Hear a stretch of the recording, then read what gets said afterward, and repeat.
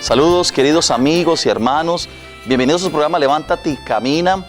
Seguimos descubriendo el amor de Dios que ha sido tan maravilloso y misericordioso, compasivo, que ha entregado su vida para salvarnos.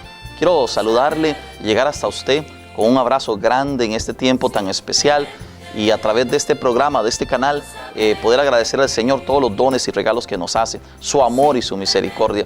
Hemos venido caminando en una catequesis de iniciación, una catequesis básica, fundamental, sobre nuestra fe cristiana.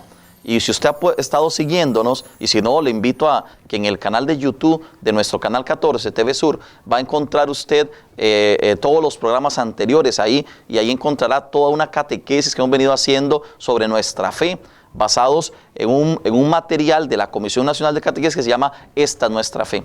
Y de manera especial hemos hecho 3 pasos importantes y seguiremos aprendiendo muchísimo más. Oiga, cuán sabrosa y cuán maravillosa es nuestra fe cristiana, la fe de la iglesia. Y vean qué hermoso, porque hemos hecho, creo en Dios Padre, un primer momento, un primer bloque, un primer paso, ya hace algunos meses, y hemos visto todo lo que tiene que ver con el Padre, con ese Dios que se nos ha revelado, amoroso, Yahvé, misericordioso, el Dios de la vida, creador y Señor de todo lo que existe, el principio que no tiene principio. Hemos hablado de lo que es el Padre. Después, en un momento, en un segundo paso, un segundo bloque, creo en Jesucristo, su único Hijo, nuestro Señor. Hemos hablado de la segunda persona de la Trinidad, del Verbo de Dios encarnado, del Mesías, el Salvador, Jesucristo, el Señor, que ha venido se ha hecho carne para salvarnos y en la cruz dio la vida por nosotros y resucitando nos dio vida eterna. Subió al cielo y está a la derecha del Padre. Estamos haciendo un recorrido y una explicación detallada de lo que llamamos el símbolo de la fe o el credo de la fe, es decir, el concentrado, le digamos los ticos, el juguito, ¿verdad? El corazón, la esencia de lo que es ser cristiano o de lo que es creer en la fe cristiana. Y obviamente Jesús, queridos hermanos, es el corazón de nuestra fe. En Él hemos descubierto, en su rostro, hemos descubierto el rostro del Padre. Y nos ha enviado su Espíritu Santo.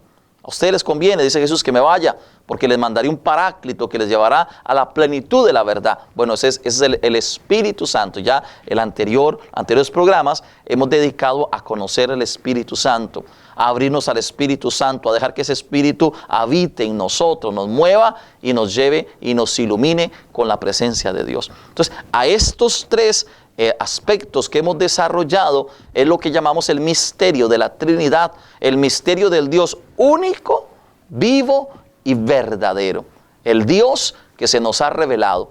Es que el ser humano tiene este deseo de trascendencia, de grandeza, de mirar hacia lo máximo, y muchas veces el ser humano ha creado las religiones. ¿Cuántas religiones existen?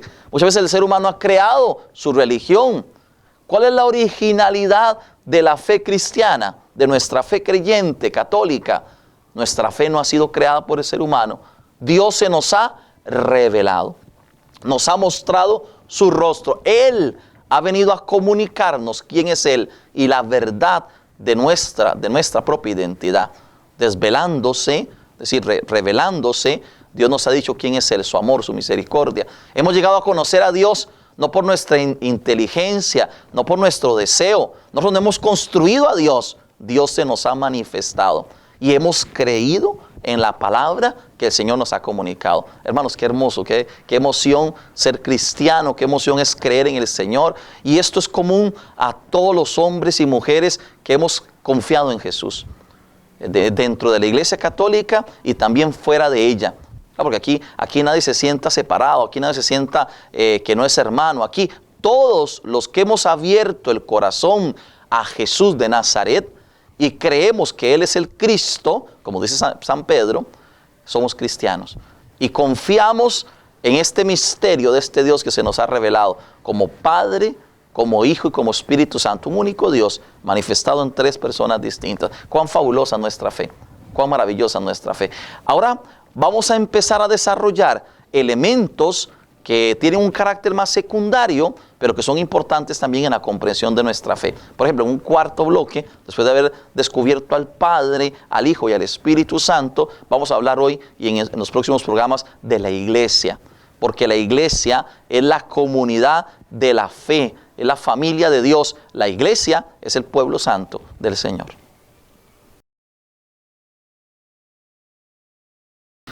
Queridos hermanos, la iglesia es pueblo de Dios y cuerpo de Cristo. Y hay una palabra hermosa en la primera carta de Pedro, el de los últimos textos del Nuevo Testamento, en el capítulo 2, escuchémoslo. Pero ustedes son raza elegida, sacerdocio real, nación santa y pueblo de su propiedad, para que proclamen las maravillas del que los llamó de las tinieblas a la maravillosa luz. Los que antes no eran pueblo, ahora son pueblo de Dios. Los que antes no habían alcanzado misericordia, ahora la han alcanzado. Palabra de Dios. Queridos hermanos y hermanas, qué hermosa la palabra que hemos escuchado de la primera carta de Pedro, que nos recuerda quiénes somos nosotros, no solo como personas de manera individual, sino como colectivo, como familia. Somos la nación consagrada por Dios, el pueblo de su propiedad. Ciertamente hay muchos pueblos y razas distintas, diferentes, ¿verdad? El mundo está hecho así. De hecho nuestras culturas, nuestros genes, ¿verdad? Nos recuerdan que ciertamente hay diferencias o diversidad entre nosotros, ¿verdad? Los pueblos y las razas de humana son muy variados, ¿verdad? Somos distintos pueblos, distintos rostros, distintas situaciones. Cada etnia tiene sus características, sus leyes, sus costumbres, sus formas de vivir. Nosotros llevamos características propias, ¿verdad? En nuestra propia cultura. Y esto es interesante. Es decir, somos muchos y muy diversos. Pero qué interesante. Pero Dios quiso salvarnos en un solo pueblo.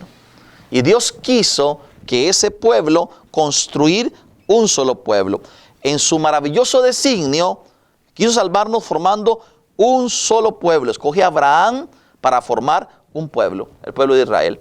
Escoge a los apóstoles para formar un pueblo, la iglesia. Esto es hermoso, ¿eh? Entonces, este pueblo debe presentarse ante el mundo como una comunidad de fraternidad, de comunión, de unidad en la diversidad. Así lo dice el apóstol San Pablo en la carta a los Efesios, del capítulo 4. Manténganse entre ustedes lazos de paz y permanezcan unidos en un solo espíritu. Uno es el cuerpo, uno es el espíritu. Pues al ser llamados por Dios, se dio a todos la misma esperanza. Y termina diciendo San Pablo algo hermoso que resuena en la iglesia hoy. Uno es el Señor, una la fe, uno el bautismo, uno es el Dios, Padre de todos, que está por encima de todos y que actúa por todos y está en todos. Esto es fundamental. La iglesia siempre tiende a la unidad. ¿Pero cuál es el desastre del demonio? Y ustedes lo saben, hermanos. La división. Cuando la familia viene dividida, ¿quién está actuando ahí? Dígamelo usted, el demonio. Cuando la familia se rompe, ¿quién está actuando ahí? El demonio. Cuando la iglesia se rompe, ¿no? Ustedes ven el espectáculo horrible, terrorífico de una iglesia que se ha ido separando, desgajando durante los siglos. Nosotros no estamos de acuerdo con lo que dice el Papa y nos hacemos nuestra iglesia. A mí no me gusta cómo se hace eso y yo me hago mi iglesia. Todos estos grupos que existen se han separado de la iglesia católica o se han formado aparte de la iglesia católica. Es el espectáculo del demonio que crea división. ¿Cuál es la lucha? Si estudiamos la historia de la iglesia, desde el principio, desde los apóstoles, desde Jesús, ¿cuál lucha de la iglesia? Mantener la unidad, mantener la comunión, mantenernos hermanos.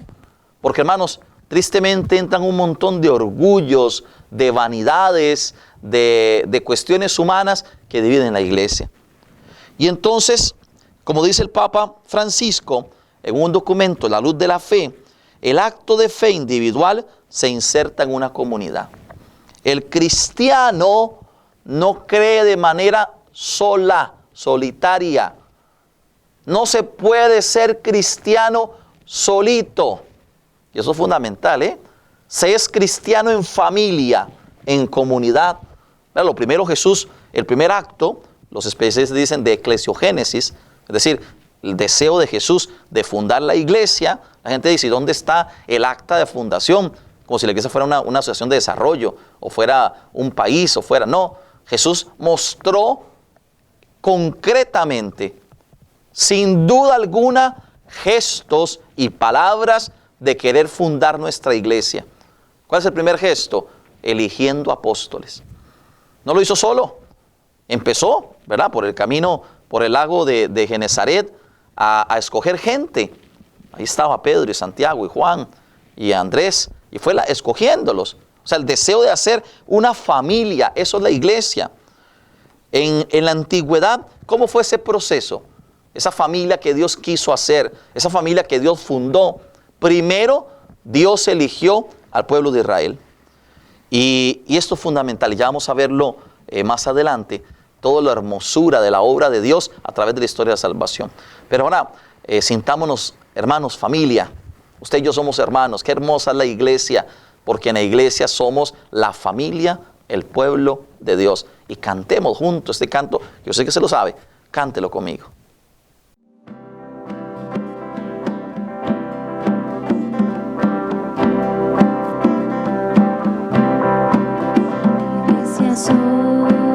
Y tú también, en el bautismo renacemos a una vida singular, y al confirmar hoy nuestra fe, lo proclamamos compartiendo el mismo pan. No vayas triste en soledad, ven con nosotros y verás a los hermanos caminando en el amor. Ven con nosotros y serás en la familia un hijo más, iremos juntos caminando en el amor.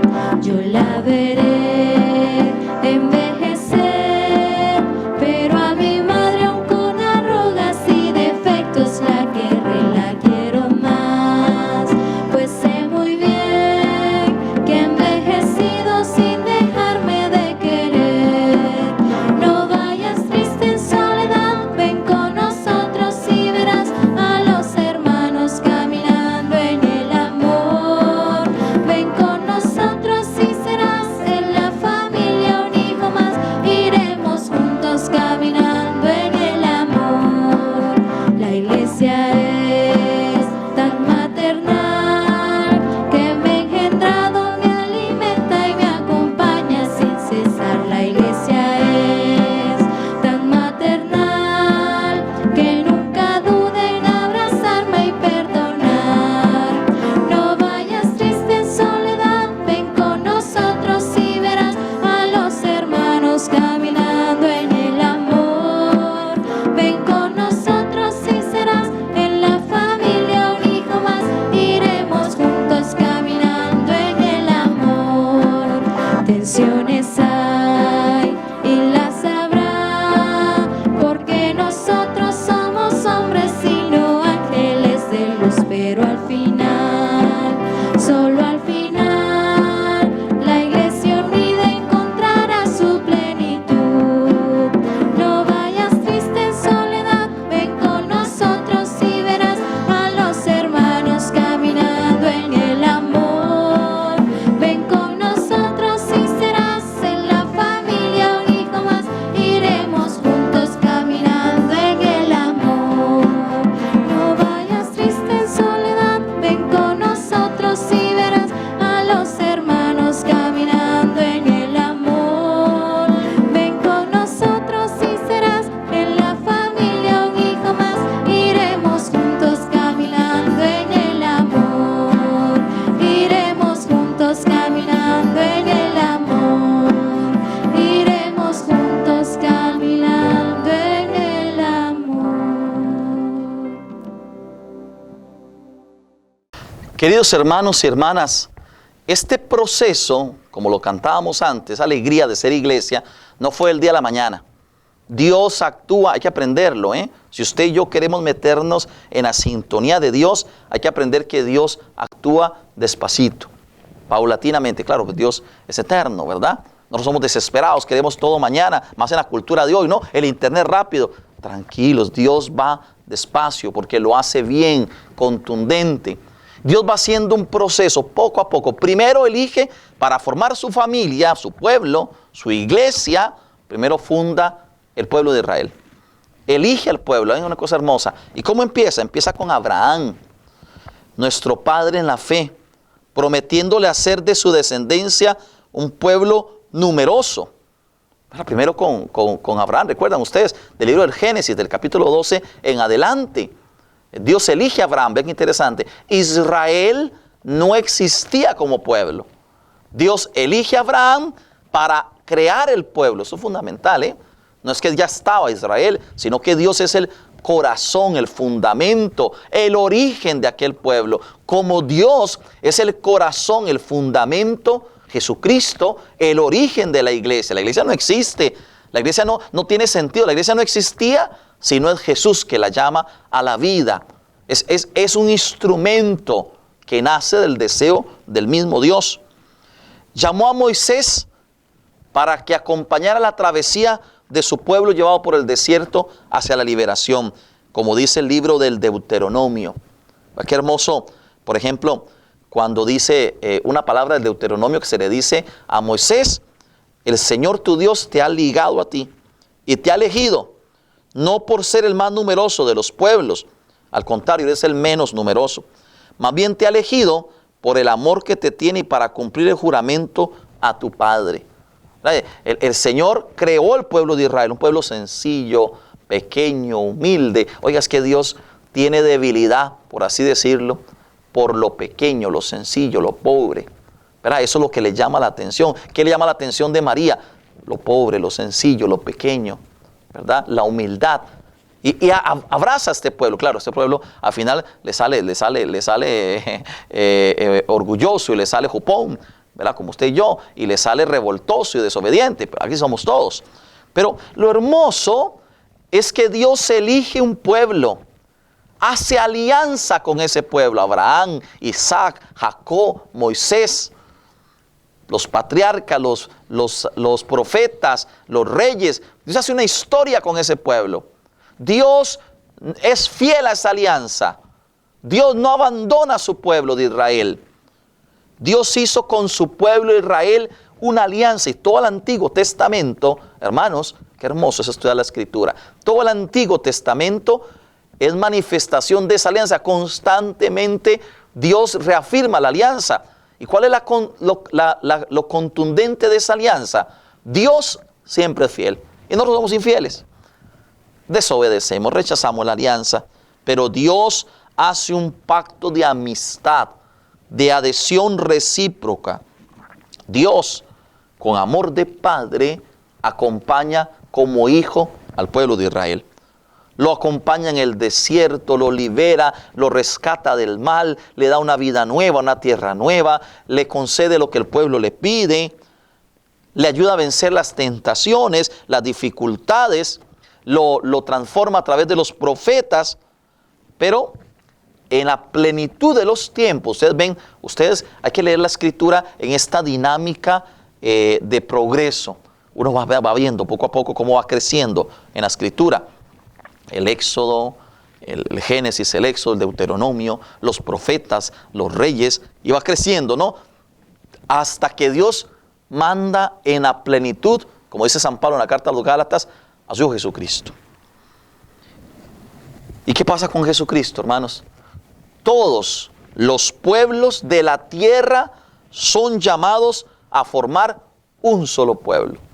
Oye, qué difícil, porque estamos marcados por la cultura, por nacionalismos, por regionalismos, por costumbres, ¿verdad? Y hay un montón de pueblos enemistados con los demás, nosotros mismos, a veces, ¿verdad? Con los vecinos, molestos con los otros pueblos, con las otras familias, con las otras culturas.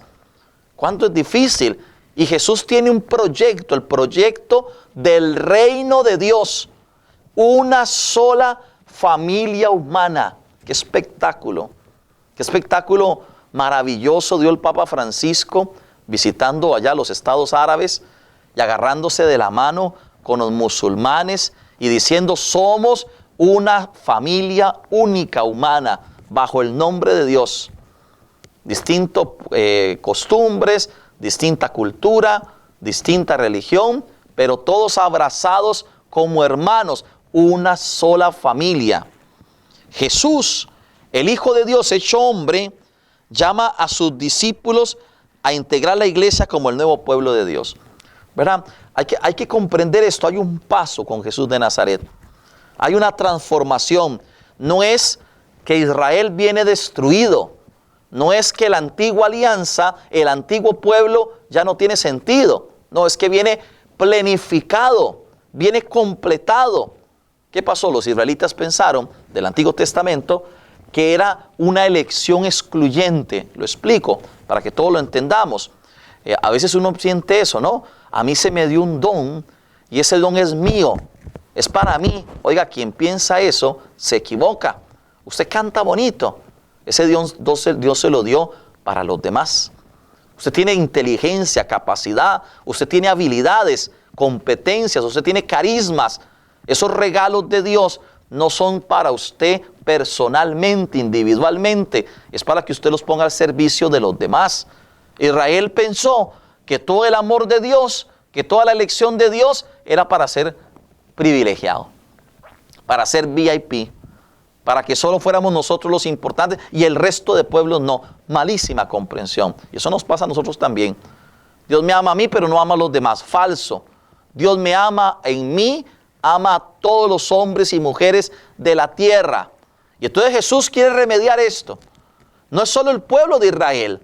Ya no es solo para aquel pequeño pueblo el proyecto de Dios. El proyecto de Dios es para todos los hombres y mujeres de la tierra, sin distinción de raza, de lengua, de religión, de situación, para todos los pueblos de la tierra.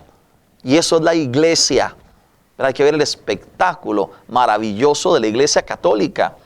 Por ejemplo, cuando usted está en un lugar, pues les pongo un ejemplo, ¿no? En Plaza de San Pedro, en la Basílica de San Pedro, allá en el Vaticano, en Roma, y usted o está en la Basílica del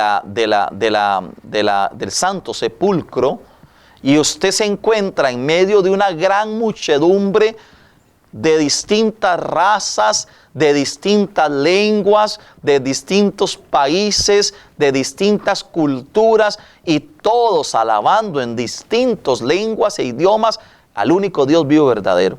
Ese es el espectáculo maravilloso de la Iglesia Católica. Una en todos los pueblos de la tierra. Una sola familia en todos los pueblos de la tierra. Entre todas las naciones, los cristianos hemos sido elegidos para ser parte de esta familia. Los hombres de toda raza, nación y lengua, como lo afirma San Pablo en la carta a los Gálatas, capítulo 3, ya no hay distinción entre judíos y gentiles, paganos, esclavos y libres, hombres y mujeres, porque todos son uno en Cristo Jesús. Y esto es fundamental. Hemos sido llamados, hermanos, a ser familia, todos los hombres y mujeres de la tierra. La palabra iglesia, quiere decir pueblo reunido, asamblea convocada, como nos lo hace entender Papa Francisco en Evangelii Gaudium, la alegría del Evangelio. Me gustaría decir, dice Papa Francisco, a aquellos que se sienten lejos de Dios y de la iglesia, a los que son temerosos o a los indiferentes, el Señor también te llama a ser parte de su pueblo. Y lo hace con gran respeto y con amor. Todos estamos llamados a ser parte de este pueblo maravilloso, cuyo Jesucristo es la cabeza. Te invito ahora a ver este hermoso video que nos detalla qué es la iglesia.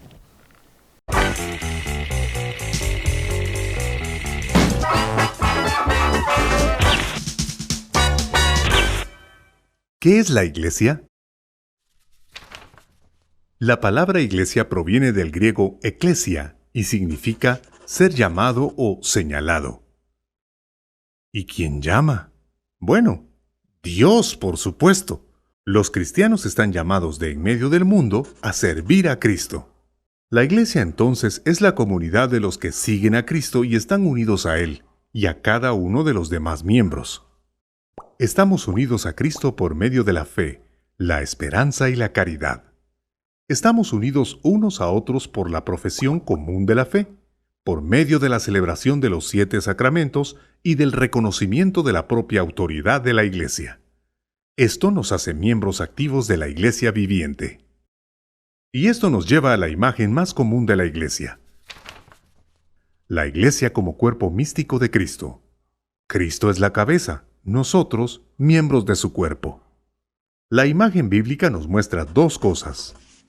Primero, tal como el cuerpo no puede funcionar sin la cabeza, así es con la Iglesia. Sin Cristo la Iglesia es nada. Él es la cabeza. Jesús habla sobre esto en la parábola de la vid. Él es la vid. Separado de la vid, las ramas no pueden dar ningún fruto. Se secan. Y de la misma manera es con nosotros. Cristo es la cabeza de la Iglesia.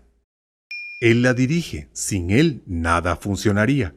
Y al mismo tiempo, como miembros de su cuerpo, estamos llamados a trabajar en el mundo que nos rodea. Somos, como quien dice, las manos y los pies de Dios en este mundo. En segundo lugar, la imagen del cuerpo muestra que la Iglesia no es solo un conjunto de creyentes. Un cuerpo solo funciona cuando sus diferentes órganos y partes trabajan juntos. Sucede de la misma manera en el cuerpo místico de Cristo. Hay oficios y tareas distintas. Todas las partes de la Iglesia están ordenadas jerárquicamente y todas ellas están guiadas por la cabeza. Bien, ahora todos los fieles son miembros de este cuerpo místico, y esto incluye no solo a los que actualmente están en esta tierra, sino también a los que ya han muerto, por aquellos que todavía necesitan purificación y por los que están ya glorificados en el cielo. A estos 3 grupos se les conoce como la Iglesia militante, es decir, aquellos que luchan aquí en la tierra, la Iglesia purgante, que son las almas del purgatorio, y finalmente la Iglesia triunfante, que es la de las almas en el cielo. No miembros activos, pero sí ordenados en el cuerpo místico de Cristo, son los que a lo mejor nunca han escuchado de la Iglesia, pero viven justa y rectamente ante Dios. Anhelan un Redentor y buscan sinceramente al Todopoderoso. Ellos tal vez no pertenecen a la Iglesia, pero Dios los asiste con su gracia para que ellos también encuentren la comunión con Él. De igual modo, pueden haber personas que pertenecen a la Iglesia en virtud de su bautismo, pero debido al estado de su alma, son simplemente miembros inertes en el cuerpo de Cristo.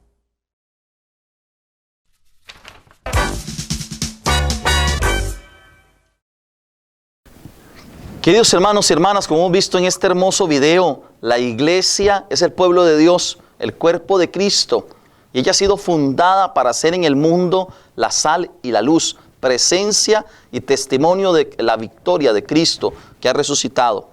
¿Por qué decimos que la Iglesia es el cuerpo de Cristo? En la Iglesia nosotros, todos juntos, ¿verdad? Como un cuerpo, formamos la presencia del Señor, donde Cristo es la cabeza, nosotros somos su cuerpo. Como lo dice el capítulo 12, la primera carta a los Corintios de San Pablo.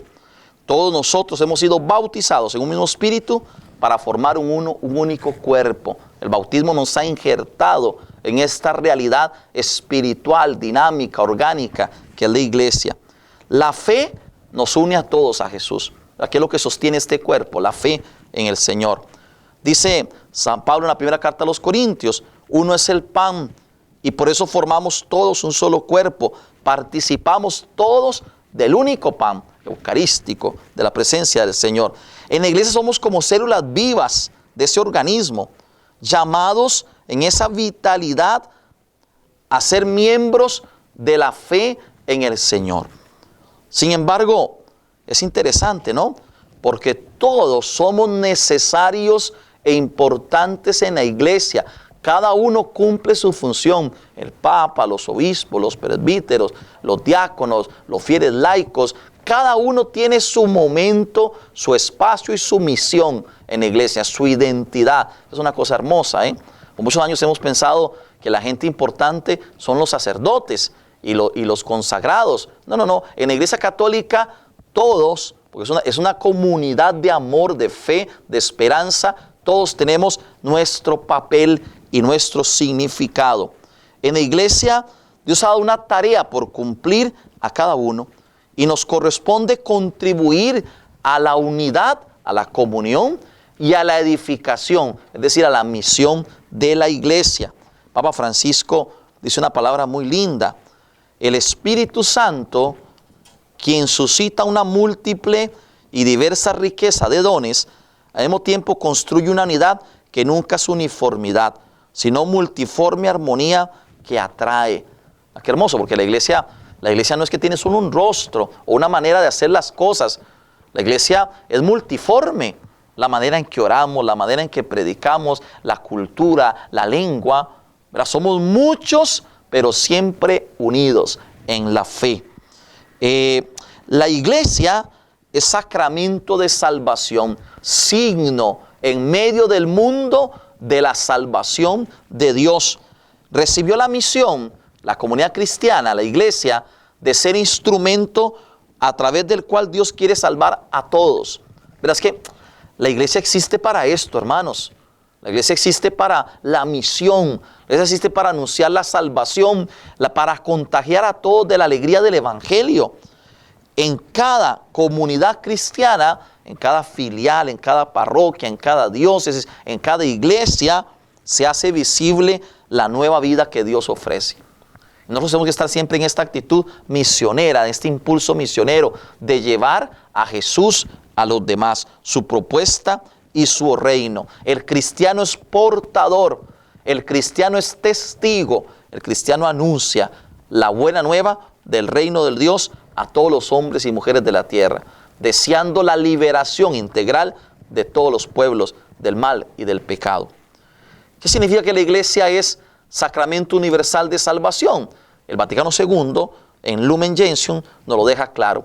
Ella es signo e instrumento de la unión íntima con Dios y de la unidad de todo el género humano. ¿Cómo es posible? Mi experiencia personal de que uno, no importa el lugar donde uno vaya, ahí se siente acogido. No importa la lengua, no importa la raza, no importa las diferencias culturales, en la iglesia nos sentimos una familia. Somos el espectáculo maravilloso de la fuerza del Espíritu que nos hace ser hermanos a pesar de las diferencias. Es un signo vital, testimonio de la vida comunitaria. Jesús quiso tener sus discípulos, tener su familia, tener su iglesia. Pero hay gente que dice, no, es que la iglesia no es importante, eso es secundario, lo importante es Jesús. No, Jesús eligió tener una iglesia, su familia, su comunidad. Esta salvación que realiza Dios y anuncia gozosamente la iglesia es para todos. Y Dios ha gestado un camino para unirse a cada uno de los seres humanos de todos los tiempos, dice el Papa Francisco. La iglesia es signo, instrumento de salvación para todos los hombres de la tierra. Porque nuestra meta definitiva no está en esta vida. La iglesia es peregrina, ¿no? Está en camino a la construcción, a la edificación del reino de Dios. No está estancada. Ciertamente en medio de nuestras debilidades, en medio de los escándalos, en medio de las incoherencias, porque la iglesia está hecha también por hombres, la iglesia siempre mira a la esperanza, al futuro, al reino de Dios, al reino de Dios. Ella no se estanca ni se detiene. Ella no es un partido político, no es una asociación de desarrollo, no es un grupo humano, no es solo eso, es el cuerpo de Cristo, la familia de Dios, el rebaño del Señor. Por eso, queridos hermanos, les invito a que, abrazados de nuestro Señor y tomados de la mano de la Madre del Cielo, nuestra Virgen María, cantemos este hermoso canto y aprendamos cada día más de la hermosura de nuestra iglesia.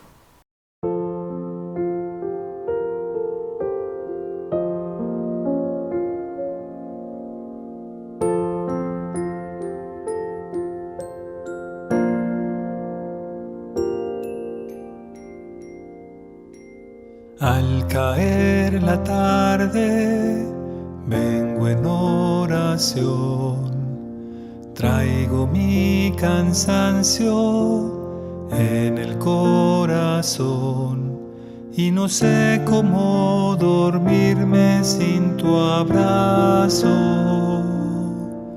Madre mía, quiero ir a tu regazo.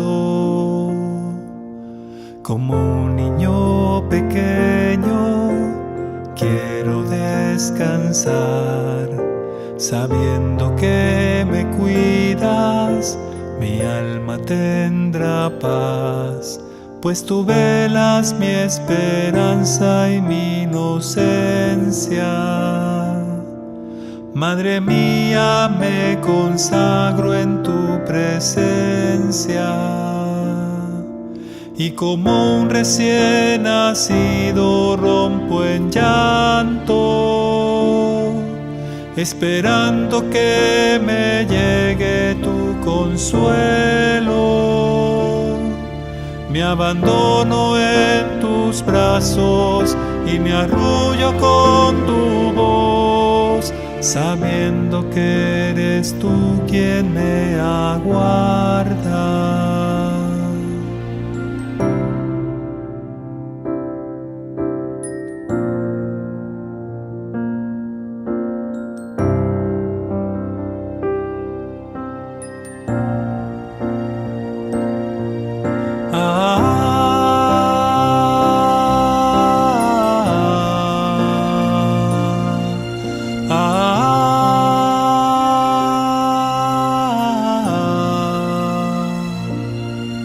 Y tú cuidarás mis sueños en la noche, tú endulzarás todas mis amarguras, y al final de esta vida, antes de llegar a Dios, recíbeme en tus brazos, Madre mía.